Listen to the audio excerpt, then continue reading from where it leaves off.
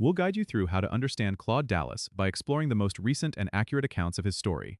If you find this helpful, consider subscribing and liking the video.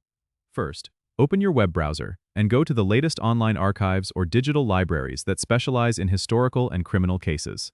You can start with websites like JSTOR or your local library's digital collection. Next, search for Claude Dallas to find articles, documentaries, or books that provide detailed insights into his life and the events surrounding his case. It's important to look for sources that have been updated to include information from the 2025-2026 period, as these will have the most current perspectives. Once you find a source, take notes on key events, such as the incidents that led to his notoriety and the trial proceedings.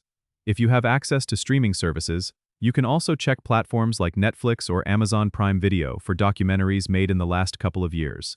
These often provide a visual and narrative context that can be very helpful. As you're researching, pay attention to the socio-political climate of the time, as this can give you a better understanding of the factors that influenced public perception and media coverage. Finally, if you're interested in different viewpoints, look for opinion pieces or editorials published recently to see how public opinion has evolved. Don't forget to subscribe and comment if this helped you out.